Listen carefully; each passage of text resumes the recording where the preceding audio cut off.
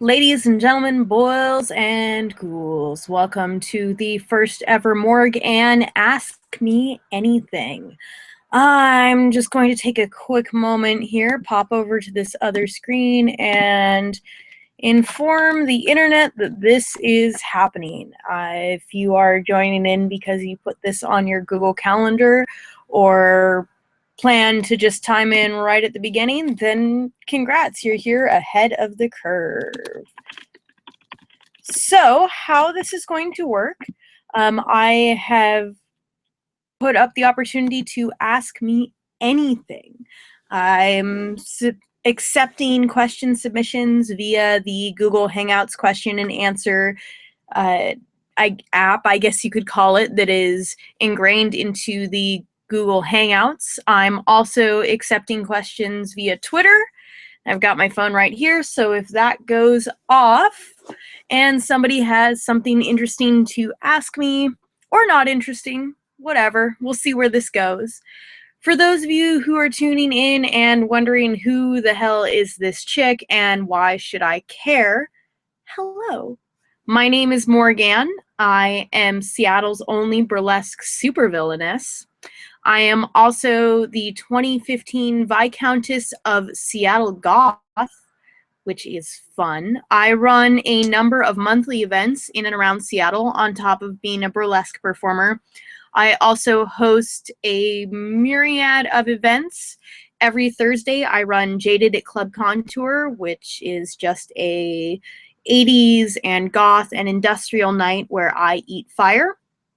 On first Wednesdays, I run Fetish Multifarium at the Mercury Machine Works, which is exactly what it sounds like. It's a fetish night at the Mercury. On fourth Wednesdays, I run a board game night called Ghouls Night Out, which is designed to be an all-inclusive tabletop gaming night. And then on third Sundays, I also run Morgue and Super Villainous Cabaret of Evil, which is a monthly charity show where I invite cabaret acts from all over Seattle to come and show what they've got, and we donate all the proceeds to a different charity every month. This month, we're donating to Direct Relief to help with Nepal earthquake relief. And next month, we've got Bikers Against Child Abuse. And lurking around here is my cat Duster, who will probably make an appearance because he is a vocal little man. And clearly, because I'm talking to the computer and giving it all my attention, he needs to come and take that attention directed towards him. But let's get started. I actually have already had a question submitted before this started. Somebody sent in, let me pull this up here because of course now my phone wants to lag. Boop, boop, boop. That's the noise I make whenever I'm checking my cell phone. All right. Love's Aid asks, what tips do you have for someone interested in burlesque but who has no idea what they're doing or where to start? Well, the first advice that I can give, and I think this is probably the best advice I can give, go to burlesque shows. Seattle is an amazing city. We have so much talent. There is so much going on every night of the week. Look at events calendars. There's a resource called the Emerald City Burlesque Calendar that's exactly what it sounds like. Go to burlesque shows, see what you like, see what you're not so into, see what calls to you. Oh, hi, here's Duster. He's here to contribute his opinions on the burlesque community. But go to burlesque shows, see what it is you like, see what it is that calls to you. Go to the amazing burlesque shows that are $30 a ticket. Go to the burlesque shows in a dirty bar somewhere that are a $5 cover and see all of it.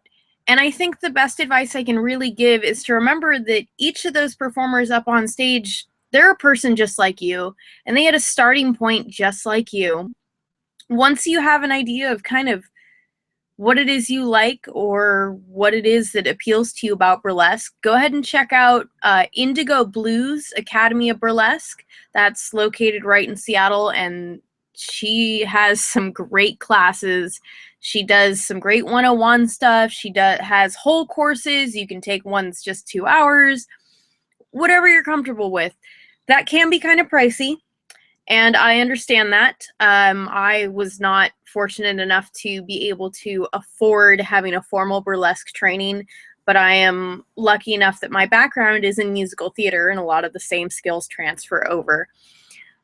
So if you can't jump into the academy, keep going to burlesque shows, practice in your room, make friends with burlesque performers and say, hey, will you help me workshop an act? Which is where you come up with an act and you run it by your friend or a peer and do sort of a peer review. And just take it one step at a time. Just go out and do it. There are open shows out there. There are places where you can go where you're not 100% confident and professional, but you're still doing it and you're taking charge there. So I guess that's where I would start by going to burlesque shows, look into things like the Academy of Burlesque, look into books that are out there, look at YouTube instructional videos. You can learn anything on YouTube. It's kind of amazing. So that's pretty much that with my first question here. Let's see. Yes, Duster says hello. This is Duster. He is very affectionate and wants all the attention and wants to stick his ear in my mouth, apparently. That's just how he rolls. So anybody out there got any questions? Anything you've wanted to ask me? Otherwise, I'm just going to sit here for the next 35 minutes and talk about my cat. And I feel like that's not good television, internet television. It's not very entertaining. Yes. I think it's exciting because he's my cat and I love him. But continuing on the thought of starting out in burlesque,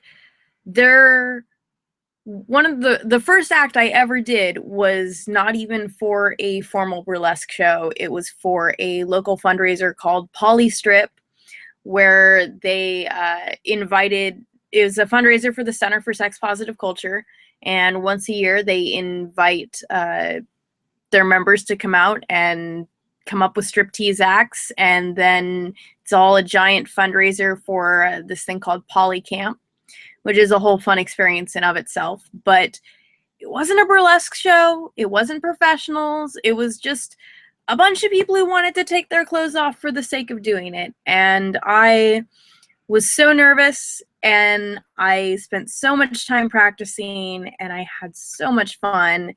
And I think it was a month later, I signed up for a open burlesque show at Dante's in the U District, and performed with a performer who now goes by Inara Echo. And that was, it was a lot of fun. So you don't need a formal training. You can kind of just jump in. That's the secret, is that we're all human beings. And I think one of the most liberating thoughts as far as arts go is the realization that you can actually learn any skill you want, any prop or dance style or anything. It's all accessible to you. You just have to put in the time to learn it. And if you're willing to put in the time to practice, the time to learn it, it's yours. It's yours forever. No one can ever take that knowledge away from you. So just do it. Dance in your living room, watch burlesque acts, see what it is that you like, see what it is that calls to you, and then just run with that inspiration. But also take a look at Miss Indigo Blue's Academy of Burlesque. Also look into, I know there's other places. I'm actually teaching a Burlesque 101. It's like a 1-hour course up in Marysville for the Red Curtain Foundation for the Arts, which is a nonprofit up there that teaches summer courses in a bunch of different things. And Seattle is a fantastic city for the arts, especially for dance. There's so many resources out there. Just jump right in. All right. Let's see. Who else has a question? Is this just going to be 45 minutes of me talking about the fundamentals of burlesque? No one has anything. I have 2 viewers, which is, ow, and my cat's biting me, so he doesn't get to sit in my lap right now because he's going to be like that. And as many of you know, I don't tolerate that kind of behavior, so sorry, Duster, you get to hang out down there.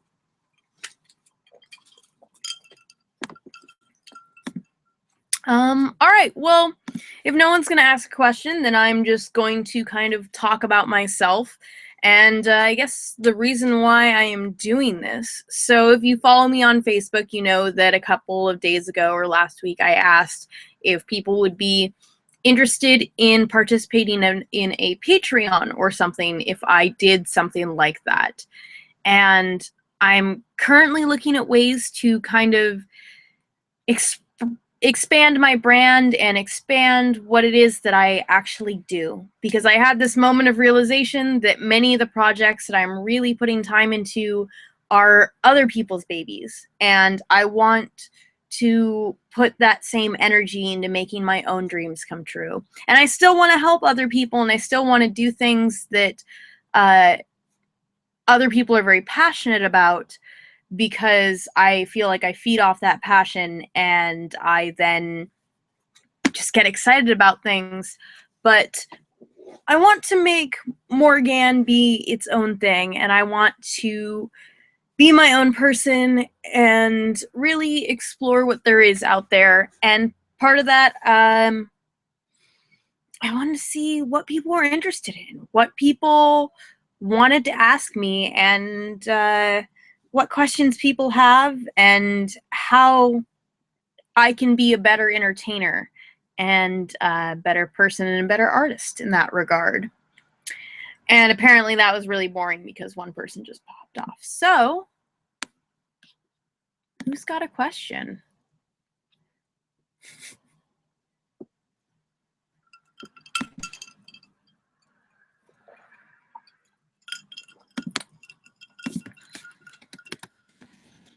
Just gonna do this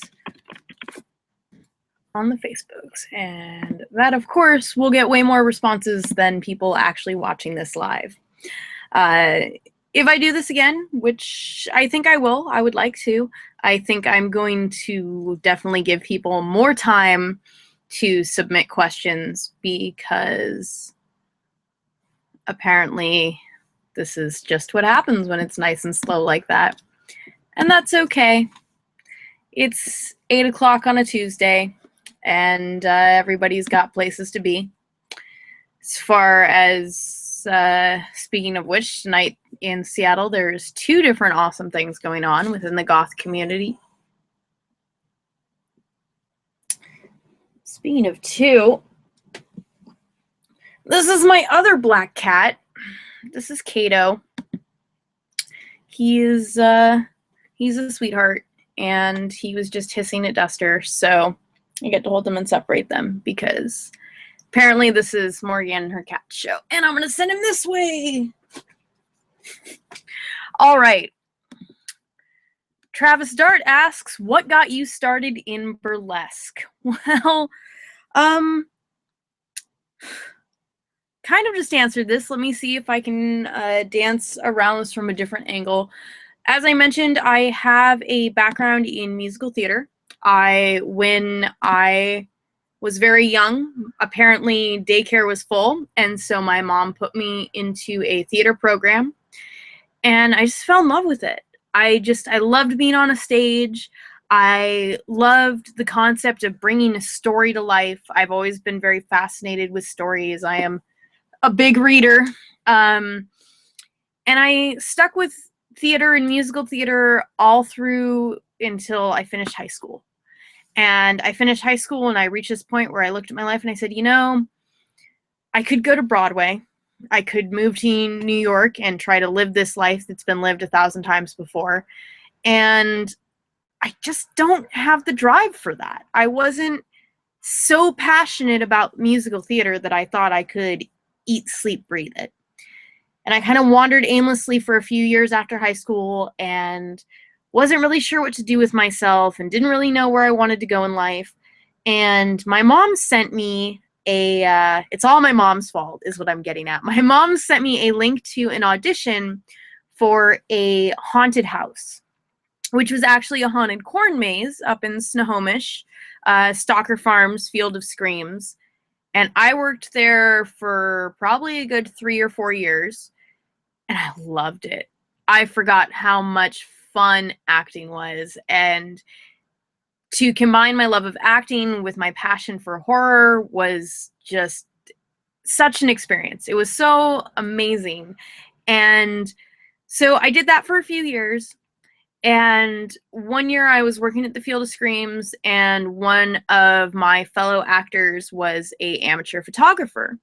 And he said, I would like to go through the field itself and get some photos. You know, have you ever been interested in doing model work? And I said, yes. And that started the basis of my portfolio.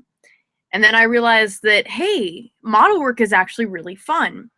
And I started thinking, hey, maybe model work can pay some money. And so I started going down the path of modeling, and in answering ads and looking at things, I came upon an audition for a local burlesque troupe. Now, I didn't make the burlesque troupe. That's a whole other story that I don't really want to share on the internet again. But needless to say, that didn't work out. And so, but my interest was piqued. I was very interested in the concept of burlesque, especially the idea of horror burlesque. And as you know, I told before, I did a event called Poly Strip, and with the wonderful Chris Noir, who was my partner at the time. And I had so much fun. And a month later, I was performing for Chameleon Productions. And then I really realized that within burlesque, you can take 2 to 9 minutes, the length of a song, and you can do whatever you want on that stage. It is your stage. You are completely in control, from building the props and assembling your costume to choreography to the story you tell.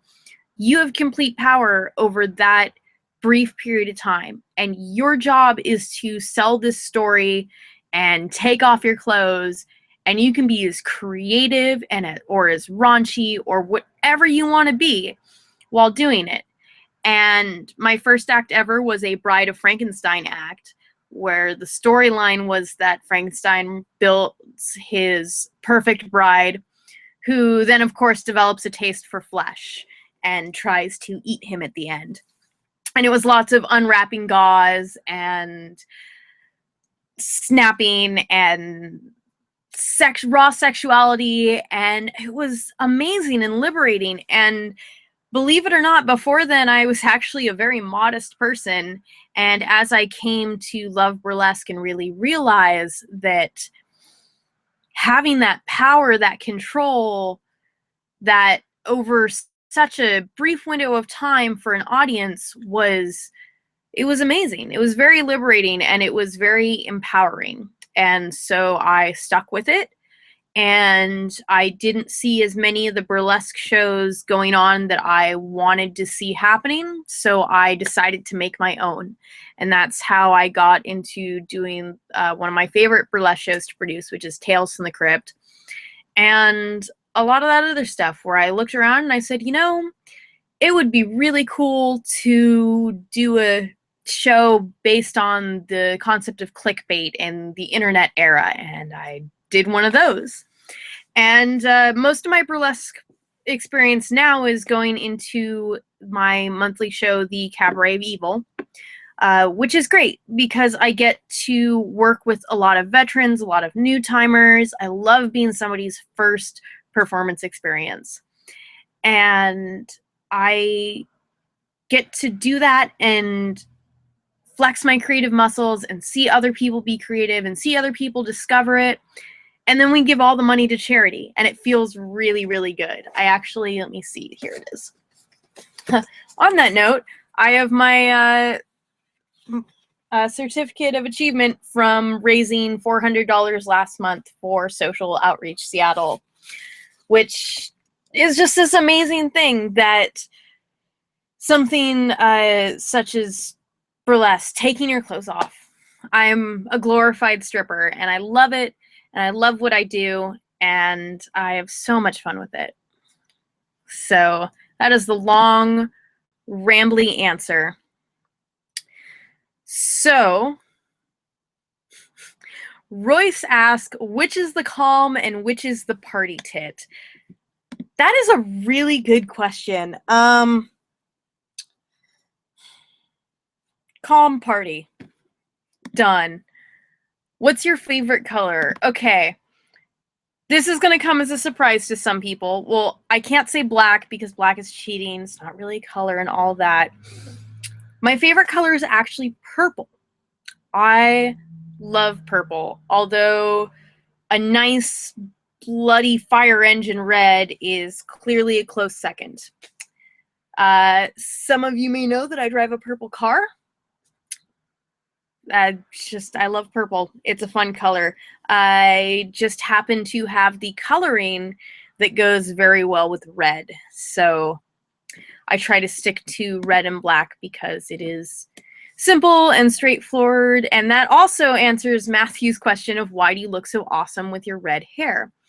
Fun fact that ties into that, I actually am of Irish descent.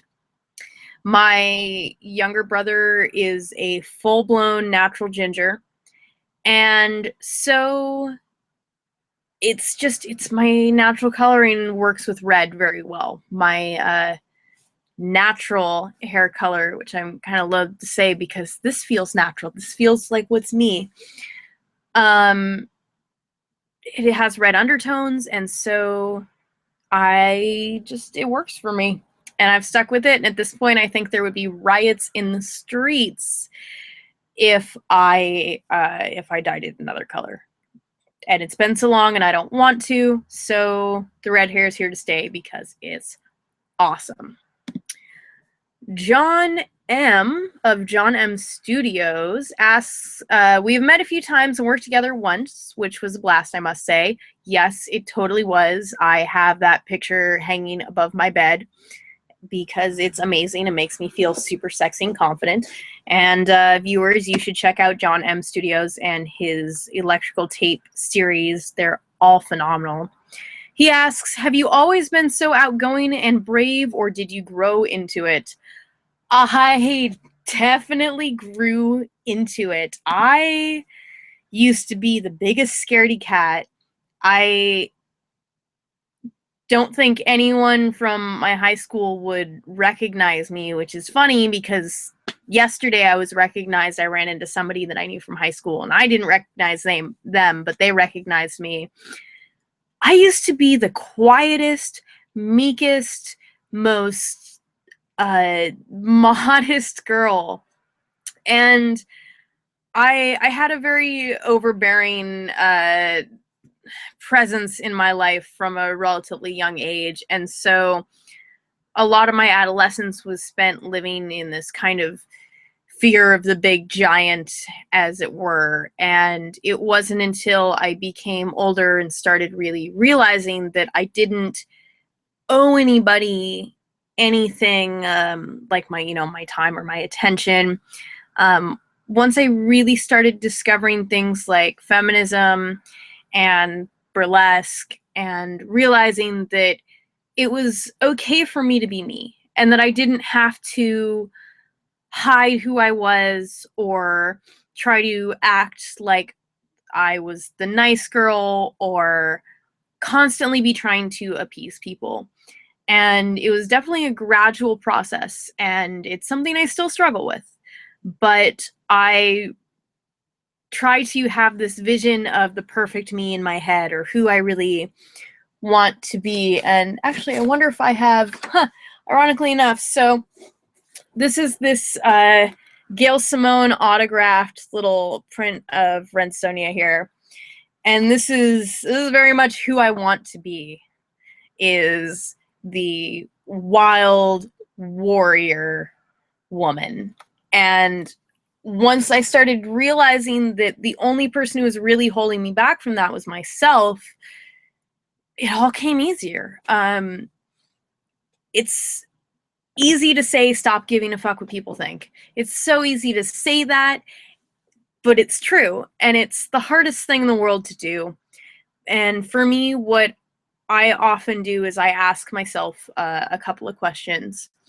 I like to do what I call checking my motivation, where if, say, somebody comes up to me, that I don't want to talk to, and I start awkwardly talking with them, I have to ask myself, why am I doing this? Is it because I want to be a polite person and this person seems very polite? Or is it because I think being a polite person is the right way to go and this person's actually being kind of creepy? And when I start to realize, oh, I'm doing things to impress people that I'm never going to see again in my life, to cater to other people that would never do the same for me. And once I realized, oh, but what about what I want to do, which is walk down the street, and just be me, or go out and do something. And one thing that I ask myself a lot when it comes to looking at projects or things that I want to do is I ask myself, what's stopping you? And very, very often the answer is an excuse. It's, oh, I don't have enough money, so I'm gonna, whatever. And it always starts with that, well, and if you really ask yourself, okay, what's really stopping you? Is that really stopping you, or is that just an excuse for putting it off, for delaying it? Which, incidentally, is why I decided to do this Ask Me Anything, because I thought about it. I thought, wow, I really need more content for YouTube. I really want to get this Patreon thing rolling, but I don't know if I can hold myself to doing these regularly. And if that's what's stopping me, then here we are. Let's just do it and see what happens from there. So, average air velocity of a heavily laden swallow, asked David Norris. I don't even want to get into that, and looks like Natalie has already jumped on that. Stephanie asks, what is your favorite game to play? Oh, that's the most dangerous game. No. Favorite game to play? I really love board games. There's this game called Gloom, which isn't really a board game. It's a card-based game. And one of my favorite games to play is Gloom with a group of actors, because actors or storytellers aren't just going to play the game and say, oh, well, this happened and then that happened and I play this. It's like, no, actors and storytellers are going to develop this whole history for their family, and they're going to weave this intricate story and narrative about what's going on.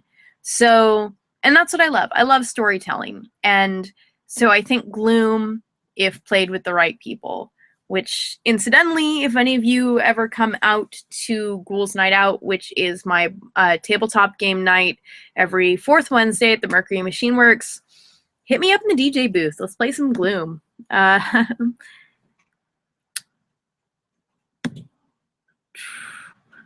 Wyatt says, I feel like this is more fun when it's anonymous. Well, it's not. But okay, so we're still waiting on questions there, and we got about 15 more minutes. So, continue on favorite games. I have to admit, Civilization.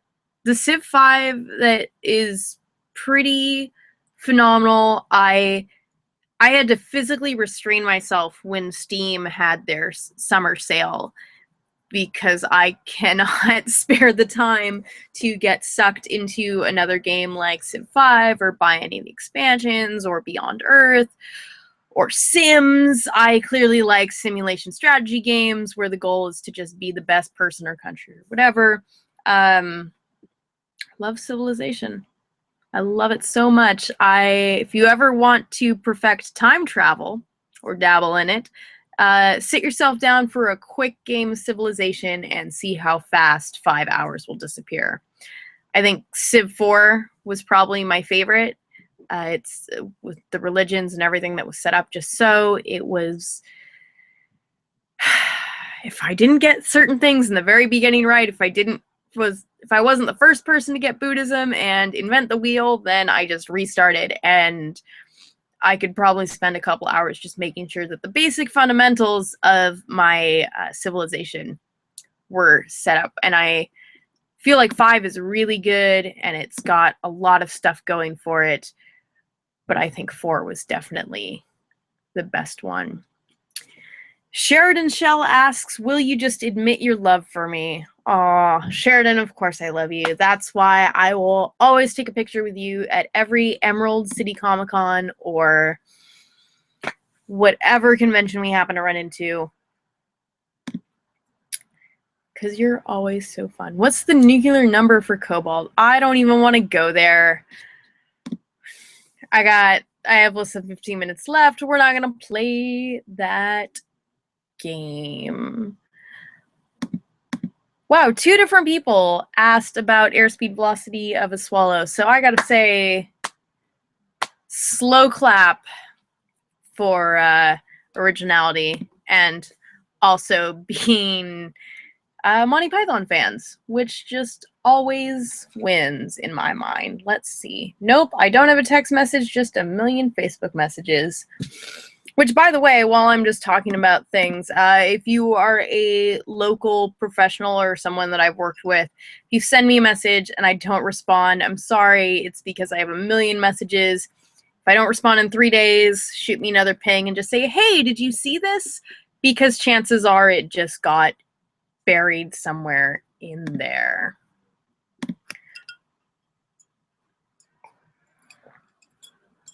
And a couple of people have posted funny comments about the which is the com and which is the party.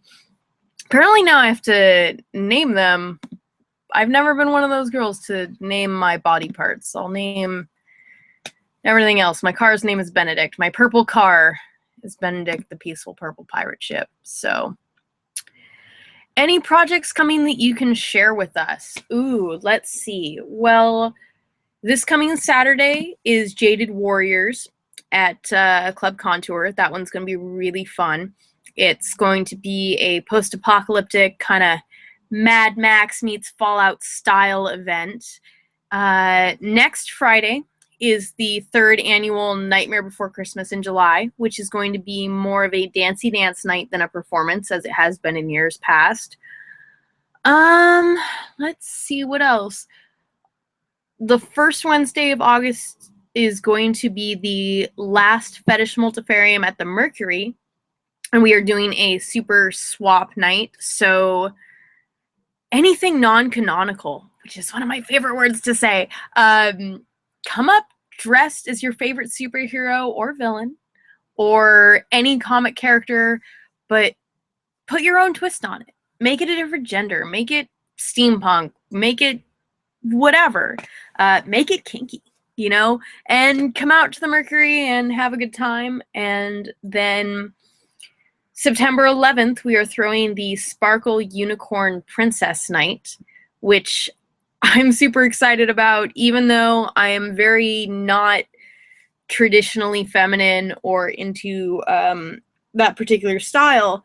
But it's going to be like if a Sparkle Party and Lisa Frank had just the most glitter-tastic fetish baby.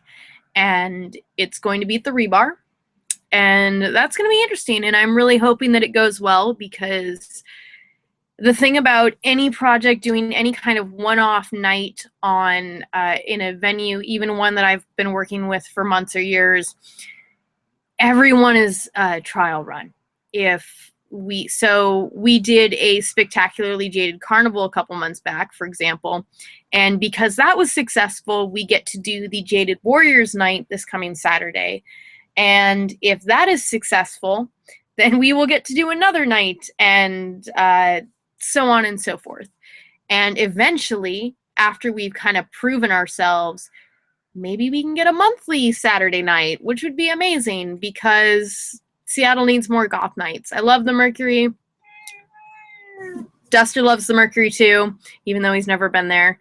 But I feel like, the scene can expand. And part of the thing is that every successful night that's really running now, especially within the club community, you have to realize that those people have been doing that night for at least 10 years. And I'm going into my 5th year as a producer, so going strong. Halfway there. So, yeah, it's always this constant toss-up of, will it be successful? Will we get to do another one?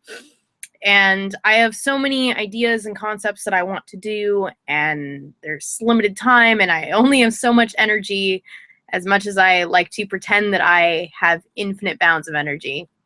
But right now, that's what I'm looking forward to, is this next few weeks with Nightmare Before Christmas in July and Jaded Warriors, and then going forward into the Sparkle Unicorn Princess Party.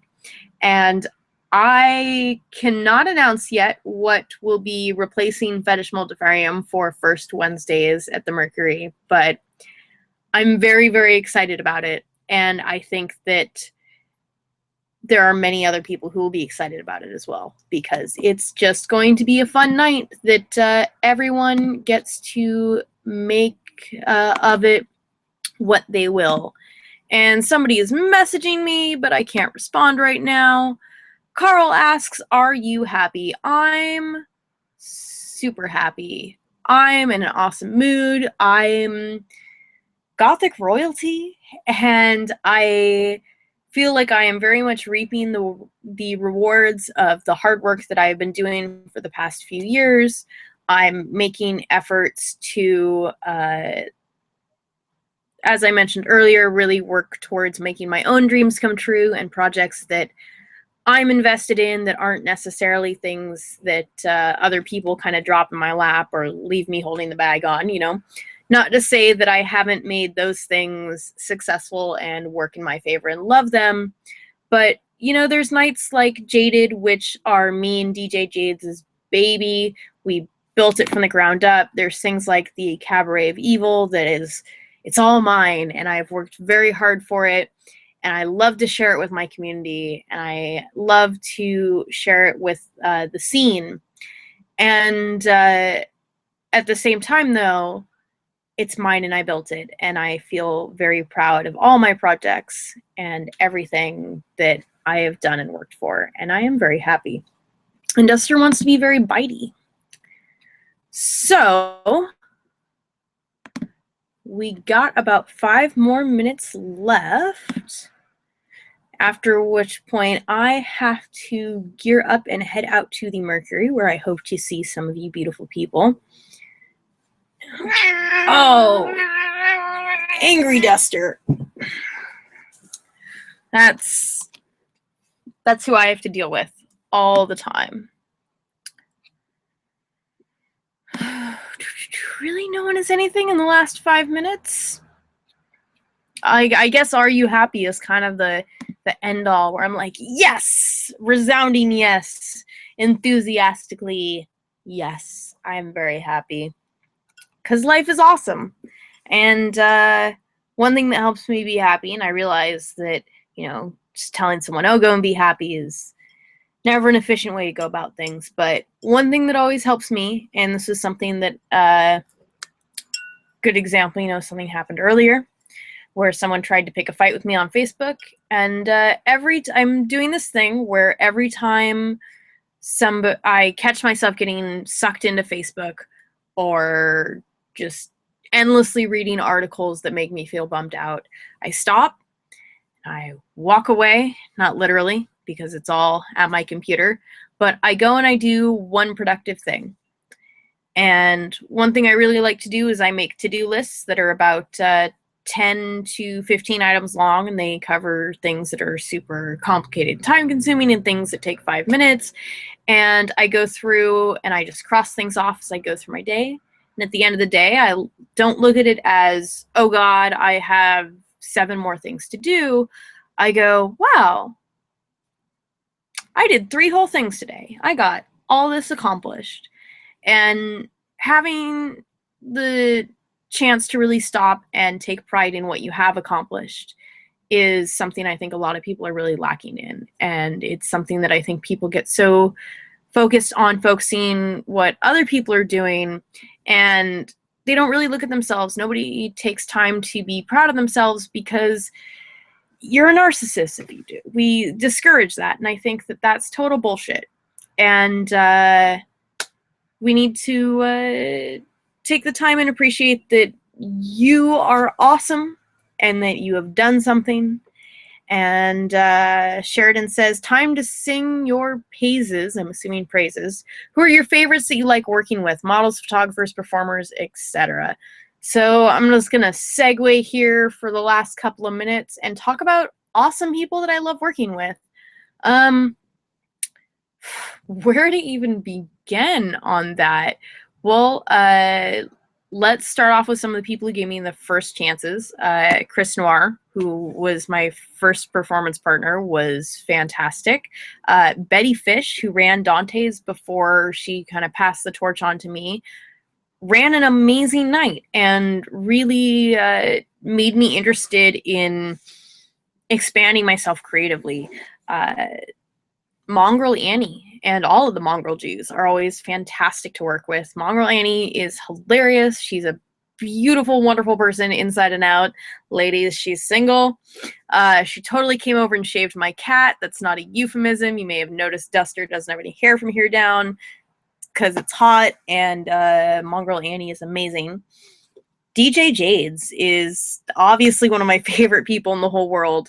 He never stops believing in me, and he's always there when I need someone to run sound. And he's been my stunt bottom numerous times, and he is absolutely a person that I totally trust. I'm really excited to continue working with Delica Z. Her and I collaborated on her birthday party, which was the Spectacularly Jaded Carnival. And going into Jaded Warriors, I'm working with her again, and it's super awesome. And she has all these talented friends, and she herself is gorgeous and talented.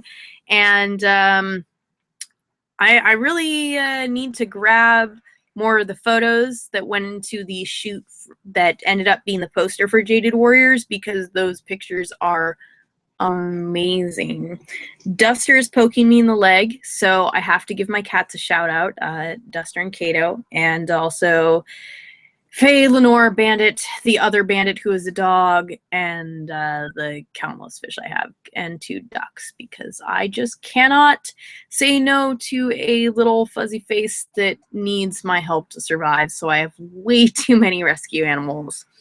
But quick shout outs to some other people. Let's see, Jason Rennick of Devilish Photography, always amazing to work with. So is Steve Tennant, who is the resident photographer for Fetish Multifarium. John M. Studios, of course. As I mentioned, I have a picture of myself that he took that hangs above my bed. I really believe that everyone should have a glamour photo of themselves in their bedroom. It'll make you super confident, and it will improve your sex life. Vera Weiss is another amazing performer, as is, she's no longer Bella Luna, but I am not sure what she's changed her name to, but Bella Luna is great, of Atropa Productions, who is giving me an opportunity to resurrect one of my very first burlesque acts, which is the Fuck Me Ray Bradbury act, which I'm very excited for. And with that, I'm actually going to close out with a story about Ray Bradbury. So in the mid-1950s, specifically 1954, Playboy was just starting out and getting alerts that it's time to start getting ready for the open crypt meeting. And I am saying, silence, Google Calendar, will just be a minute. So Playboy was just coming out, and it was a little shaky. It was very much this new exciting thing, and Hugh Hefner wasn't sure if it would succeed. So being a fan of Bradbury's work, he reached out to Ray Bradbury and he said, could we please publish some of your stories? And Ray Bradbury said, of course. In fact, why don't you publish Fahrenheit 451? And so they published Fahrenheit 451 as a serialized version in the early Playboy editions, which, of course, generously boosted the sales of Playboy, which, you know, then people discovered what Playboy was, and they continued reading it. And it is the fantastic success that it is today. So next time you are sitting there flipping through your Playboys or hiding them under your mattress or whatever, take a moment and silently thank the spirit of Ray Bradbury for keeping that smut machine alive with some good, fantastic literature. So, on that note, I'm going to roll out and get to the open crypt meeting.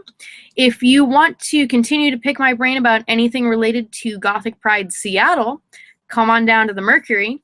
Otherwise, I think I'll definitely do another one of these again. So stay tuned to the Morgan Facebook page, which is facebook.com/themorgan, which incidentally is also my Twitter handle, is @themorgan. And